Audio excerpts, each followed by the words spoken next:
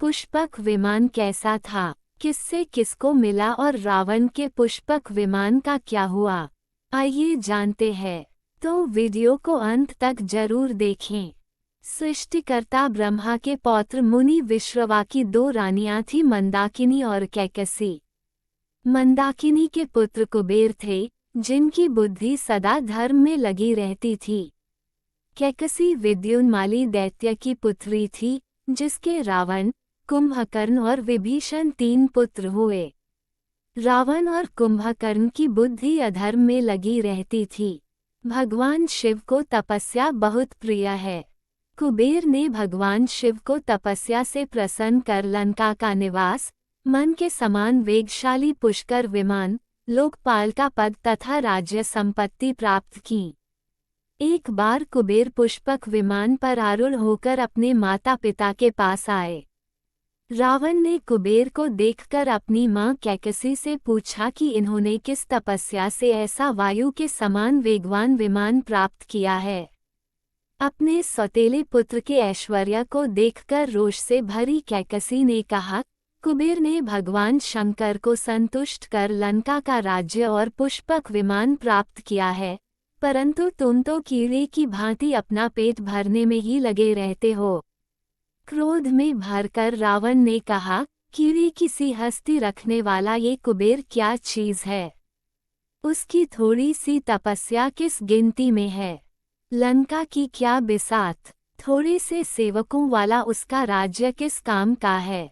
मैं भी अन्न, जल, निद्रा का परित्याग कर दुष्कर तपस्या से ब्रह्माजी को प्रसन्न कर सभी लोगों को अपने वश में कर लूंगा। रावण ने सूर्य की ओर दृष्टि लगाए एक पैर पर खड़े होकर 10,000 वर्षों तक घोर तपस्या की। ब्रह्माजी ने प्रसन्न होकर रावण को बहुत बड़ा राज्य और सुंदर स्वरूप प्रदान किया। रावण ने वर पाने के बाद अपने भाई कुबेर को बहुत सताया। उनका पुष्पक विमान और लंका का राज्य जबरदस्ती छीन लिया। उसने समस्त लोगों को बहुत दुख पहुंचाया। देवता स्वर्ग छोड़कर भाग गए। मुनियों को भी उसने बहुत त्रास दिया। पुष्पक विमान कुबेर का था। रावण ने उस विमान को कुबेर से छीन लिया था। लंका विजय करने के बाद भगवान राम को अयोध्या बहुत शीघ्र पहुंचना था, अतएव भगवान राम ने विभीषण से वहां शीघ्र पहुंचने के लिए यत्न सुझाने का उपाय पूछा। विभीषण ने तब तुरंत पुष्पक विमान लाकर राम की सेवा में प्रस्तुत कर दिया। भगवान राम लक्ष्मण एवं वानरों सहित उस पर सवार होकर अयोध्या के लिए रवाना हो गए। पुष्पक विमान बहुत ही तीव्र गति से चलने वाला वाहन था। इस विमान के सब स्तंभ सुवर्ण के बने थे और वैदुर्यमणि के तोरण लगे हुए थे। मोतियों की झालरें लगी हुई थीं एवं यह मोतियों के जाल से ढका हुआ था। सर्वकाल में फल देने वाले वृक्ष इसमें लगे हुए थे। यह मनोवेग के समान और कामग कामरूपी विहंगम के समान वेग से आकाश में चलने वाला था। इसमें मणि जटित सीढ़ियां थीं।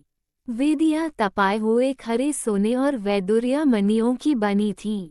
नाना प्रकार के शालागृह चांदी से दीप्तिमान बने थे। इस पर के सारे पदार्थ अक्षय थे। ये सब ऋतुओं में सुखद था। यह विमान देवताओं के अधिष्ठान और ब्रह्मतेज से अक्षय था। टूटने पर भी यह स्वयं ज्यों का त्यों नया बन जाता था। चांदी के कांति वाले श्वेत ध्वजा पताकाओं से अलंकृत कनकमल विभूषित कंचन की अटारियों से संयुक्त किनकिनी जाल लगे हुए थे। स्थान स्थान पर मधुर शब्द करने वाले घंटे लगे थे। ये सुमेरु शिखर समान आकार वाला था। नीचे की गच स्फटिक मणि की थी। यह विमान इच्छानुसार छोटा बड़ा हो जाता था। इसमें एक बैठने वाले की जगह हमेशा खाली रहती थी। अयोध्या पहुंचने के बाद भगवान राम ने वह पुष्पक विमान इसके असली स्वामी कुबेर को वापस कर दिया। रावण के पास एक दिव्य विमान था, जिसे पुष्पक विमान के नाम से जाना जाता है। रामायण में बताया गया है कि रावण ने सीता का हरण किया और पुष्पक से ही लंका पहुंचा था। रास्ते में जटायु और रावण का युद्ध भी हुआ था।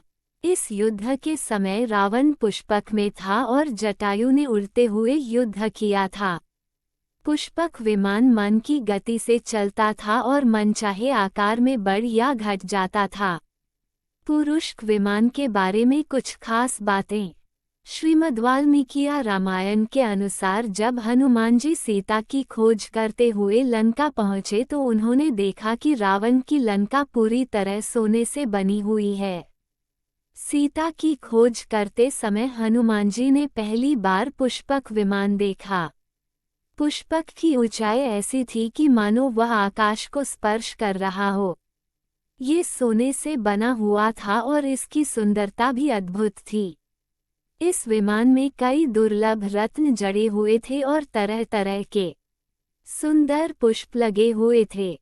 इन फूलों के कारण पुष्पक ऐसा दिख रहा था मानो किसी पर्वत पर अलग अलग वृक्ष लगे हों और उनमें रंग बिरंगे सुंदर पुष्प लगे हुए हों।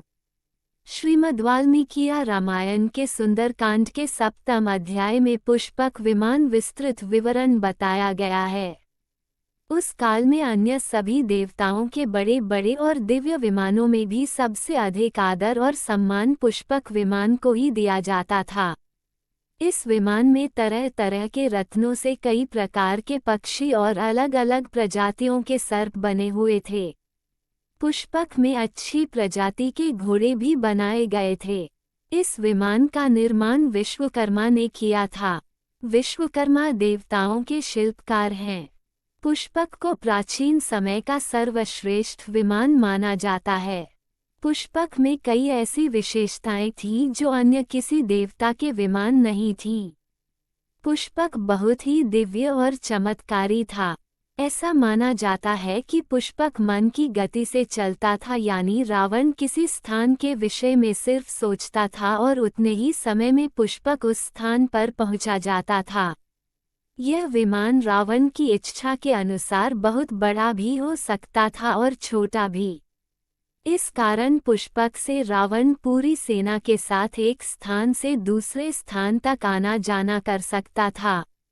श्रीमद् वाल्मीकि रामायण के अनुसार पुष्पक में ऐसी थी दिव्य शक्तियां। श्रीमद् वाल्मीकि रामायण में पुष्पक विमान के लिए लिखा है कि मन समाधायतु शीघ्रमामिन दुरासदं मारुततुल्यमामिनं महात्मना पुण्यकृता महदधिना यशस्विनामग्र्यमुदामिवाल्यम्। इस श्लोक का अर्थ यह है कि पुष्पक अपने स्वामी के मन का अनुसरण करते हुए मन की गति से ही चलता था। अपने स्वामी के अतिरिक्त दूसरों के लिए वह बहुत ही दुर्लभ था और वायु के समान वेगपूर्वक आगे बढ़ने वाला था। ऐसा माना जाता है कि पुष्पक बड़े बड़े तपस्वियों और महान आत्माओं को ही प्राप्त हो सकता था। अगर आपको यह वीडियो अच्छी लगी हो तो इसे लाइक करें और अपने दोस्तों के साथ ज़्यादा से ज़्यादा शेयर करें। ऐसी ही रोचक कथाओं, व्रत कथाओं, धार्मिक कथाओं और आध्यात्मिक तथा पौराणिक कथाओं के लिए मेरे चैनल वासुदेव की पाठशाला को सब्सक्राइब करना न भूलें और कमेंट में जय श्री कृष्णा जरूर लिखें। धन्यवाद।